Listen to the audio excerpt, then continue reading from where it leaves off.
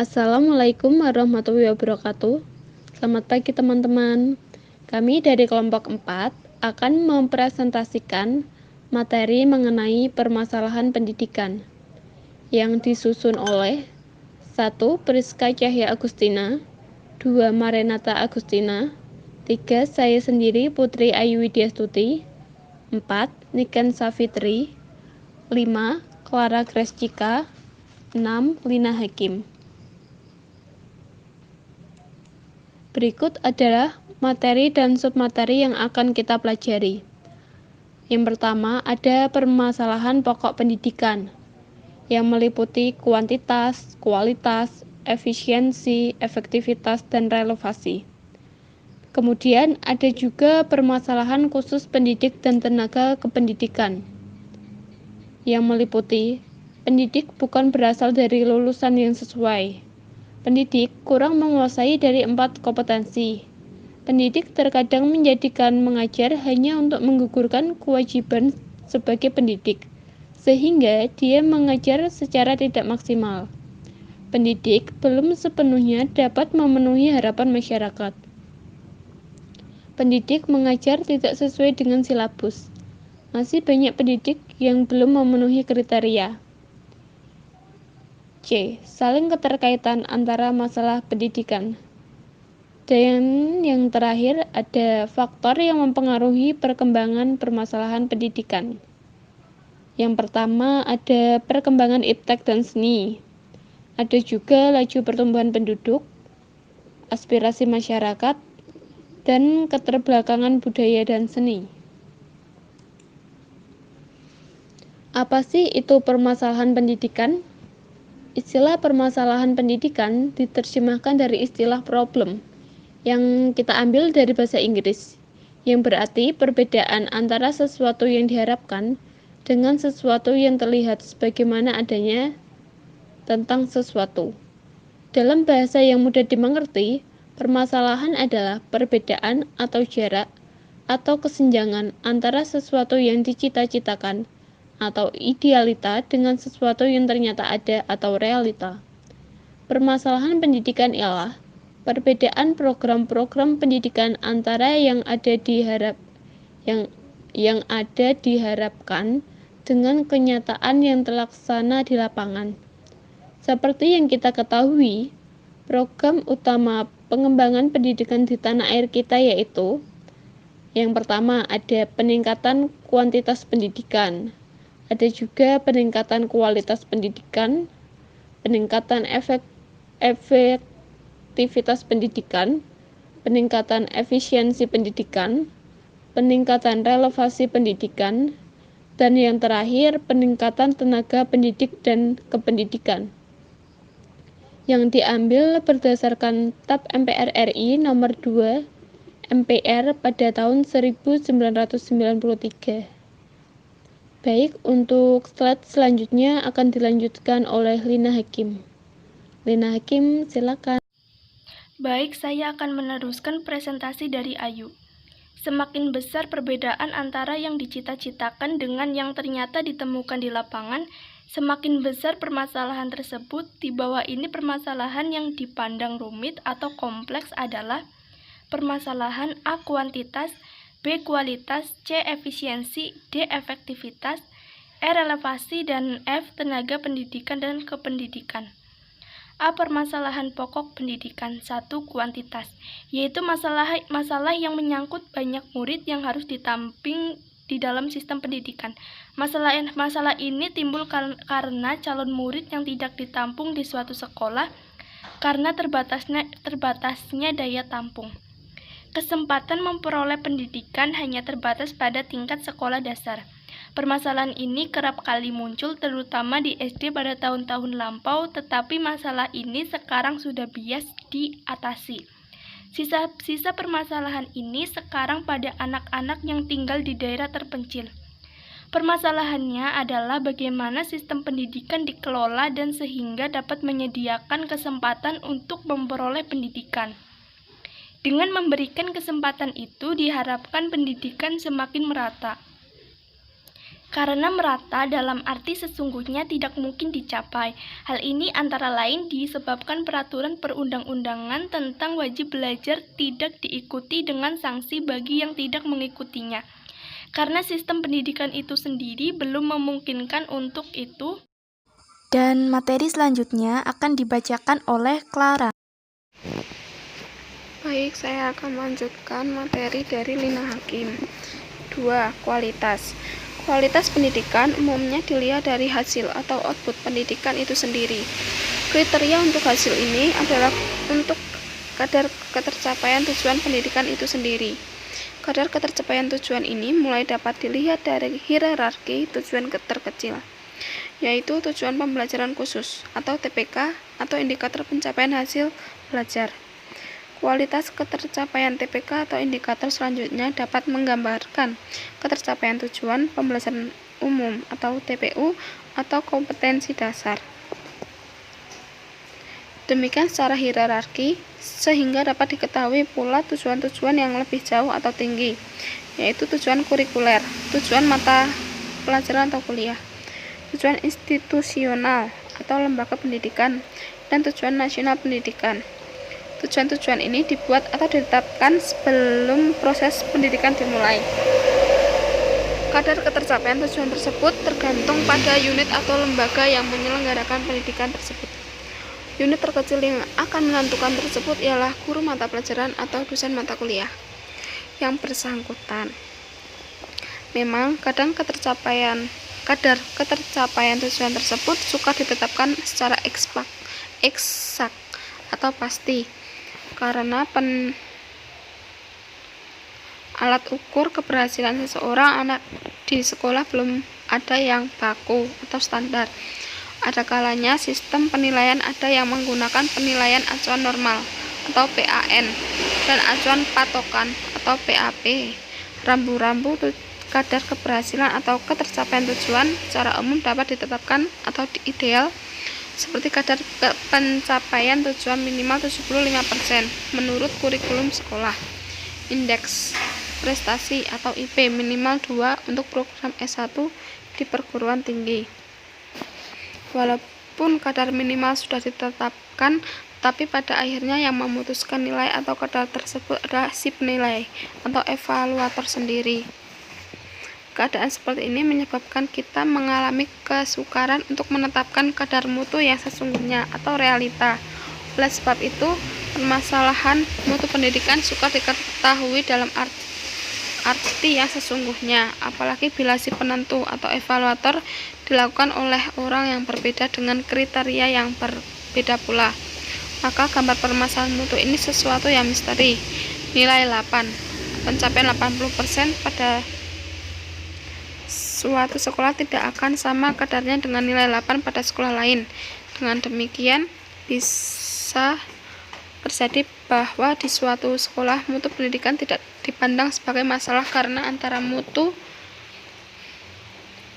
yang real dengan yang ideal dapat diatur, sementara secara nasional menggunakan UAN ternyata bermasalah. Tetapi apakah UAN sudah memberikan gambaran kualitas yang sesungguhnya? Walaupun demikian, kompleksnya permasalahan ini secara umum dapat kita katakan bahwa dilihat dari UAN, mutu pendidikan suatu daerah dapat dikatakan bermasalah. Sementara daerah lain tidak pencapaian yang sama dengan kadar perolehan yang minimal, apalagi di atasnya 100%, maka mutu tidak masalah dan sebaliknya. 3. Efisiensi. Pendidikan dikatakan efisiensi atau ideal ialah bila penyelenggaraan pendidikan tersebut hemat waktu, tenaga, dan biaya, tetapi produktivitas hasil optimal. Pendidikan dikatakan efisiensi bila pendayagunaan sumber daya yang ada, waktu, tenaga, biaya, tepat sasaran. Kadar efisiensi itu tentu tergantung pada pemberdayaan sumber daya tersebut. Bila yang terjadi misalnya tidak hemat atau boros waktu, biaya, dan tenaga tidak berfungsi secara optimal, maka kadar efisiensi rendah atau tidak kurang efisien. Selanjutnya, materi akan dibacakan oleh Maranatha. Silahkan. Baik, saya akan melanjutkan presentasi dari Clara. Di sini ada bagaimana kadar efisiensi itu di lapangan realita, Hal ini ditentukan oleh keadaan penyandanggunaan ketiga kriteria seperti disebutkan terdahulu. Bila penyelenggaraan pendidik atau tidak kurang memfungsikan tenaga yang ada, sementara waktu kurang dimanfaatkan sedemikian rupa sehingga banyak yang terbuang sia-sia, apalagi biaya yang dikeluarkan banyak, maka kadar efisiensi rendah atau kurang efisien. Analisis seperti ini dapat diarahkan pada unsur-unsur terkecil dari ketiga kriteria tersebut. Misalnya, apakah waktu digunakan sesuai jadwal atau rencana? Apakah guru mengajar atau dosen memberi kuliah minimal sama dengan jam wajib mengajar setara dengan pegawai negeri? Demikian pula analisis dapat dilakukan dari unsur-unsur makro sehingga dapat diketahui efisiensi secara nasional. Yang keempat, efektivitas. Pendidikan dikatakan efektif atau ideal ialah bila hasil yang dicapai sesuai dengan rencana atau program yang dibuat sebelumnya, atau disebut tepat guna. Bila rencana mengajar yang dibuat oleh guru atau silabus yang dibuat dosen sebelum mengajar atau memberi kuliah terlaksana secara utuh dengan sempurna, maka pelaksanaan perkuliahan tersebut dikatakan efektif. Sempurna di sini meliputi semua komponen perencanaan seperti tujuan, materi, atau bahan atau strategi, dan evaluasi. Sebaliknya, yang dikatakan kurang efektif bila komponen-komponen rencana tidak terlaksana dengan sempurna. Misalnya tujuan tidak tercapai semua, materi tidak tersajikan semua, strategi belajar mengajar tidak tepat, evaluasi tidak dilakukan secara rencana. Yang kelima ada relevasi. Pendidikan dikatakan relevan atau ideal ialah bila sistem pendidikan dapat menghasilkan output atau keluaran yang sesuai dengan kebutuhan pembangunan. Kesesuaian relevansi tersebut meliputi mencakup kuantitas atau jumlah ataupun kualitas mutu output tersebut.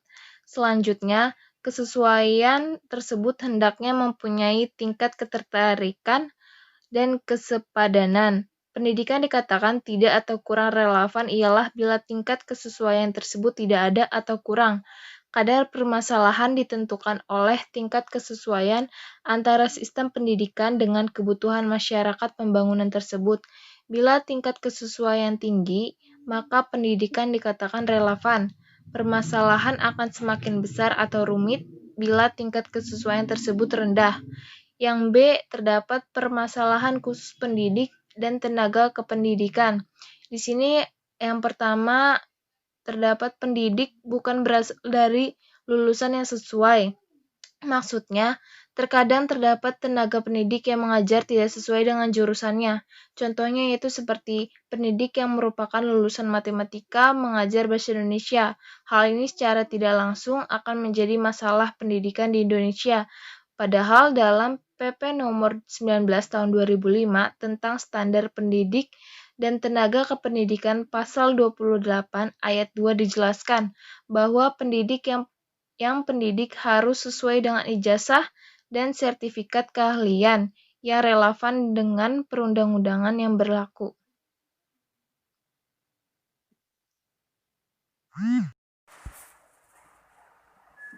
Dua, pendidik kurang menguasai dari 4 kompetensi yang harus dimiliki oleh pendidik maupun tenaga kependidikan.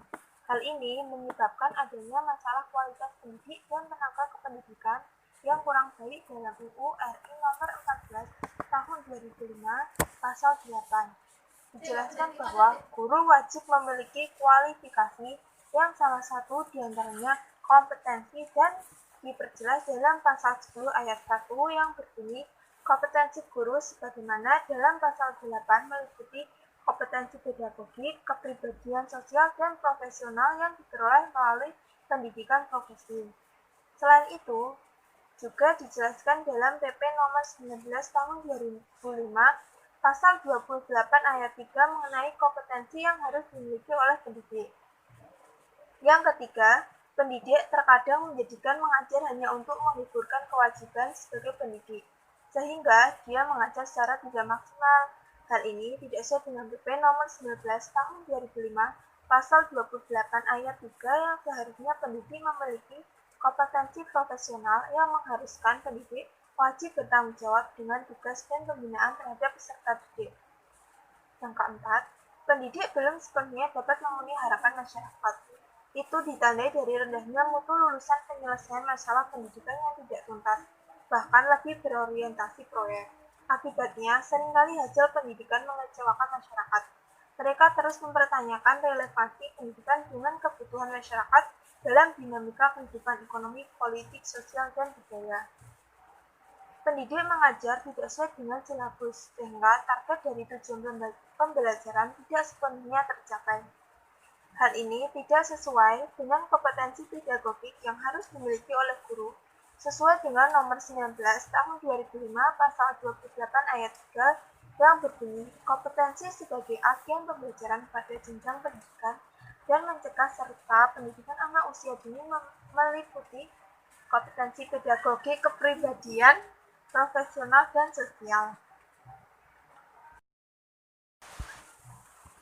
Yang keenam, masih banyak pendidik yang belum memenuhi ketentuan sesuai dengan PP nomor 19 tahun 2005, seperti pengajar di tingkat SD atau MI minimal berijazah S1 atau D4. Tetapi dalam kenyataannya di masyarakat masih terdapat pendidik yang belum berijazah D4 atau dengan kata lain masih D3. Kemudian C. Saling keterkaitan antar masalah pendidik. Permasalahan pokok pendidikan sesungguhnya tidak berdiri sendiri.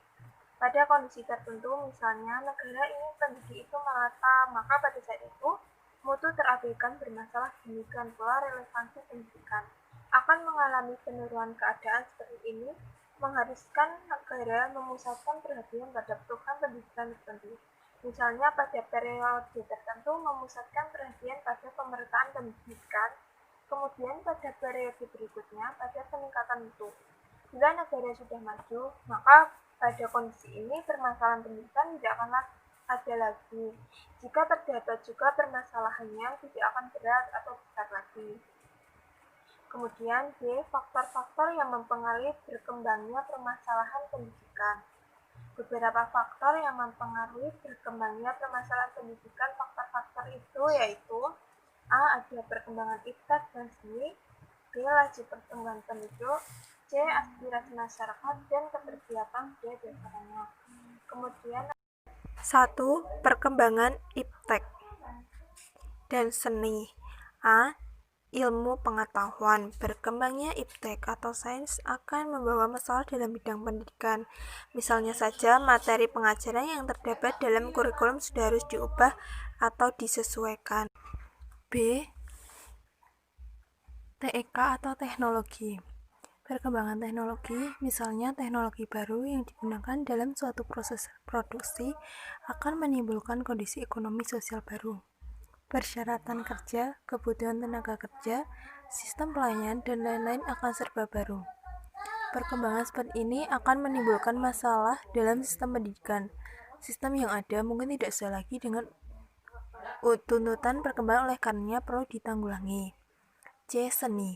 Aktivitas seni mempunyai andil yang cukup besar dalam membentuk manusia Indonesia seutuhnya.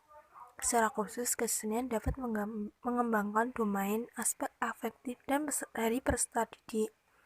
Kemudian yang kedua, laju pertumbuhan penduduk. Laju pertumbuhan penduduk sangat pesat akan menyebabkan berkembangnya masalah pendidikan. Misalnya, masalah pemerataan. Dengan pertumbuhan penduduk yang pesat, maka jumlah anak usia sekolah akan semakin besar atau banyak. Jika daya tampung sekolah tidak bertambah, maka sebagian dari mereka terpaksa antri atau tidak sekolah. Jika ditambah pun juga, maka rasio guru kemudian akan dilanjutkan oleh Priska. Baik, saya akan melanjutkan dari Niken. 3. Aspirasi masyarakat. Kecenderungan aspirasi masyarakat semakin meningkat dari tahun ke tahun sudah terlihat. Peningkatan aspirasi masyarakat terhadap pendidikan ini akan mengakibatkan anak-anak akan menyerbu dan membanjiri sekolah, lembaga pendidikan. Yang keempat, ada keterbelakangan budaya dan sarana. Keadaan seperti ini sudah jelas akan menimbulkan masalah bagi pendidikan.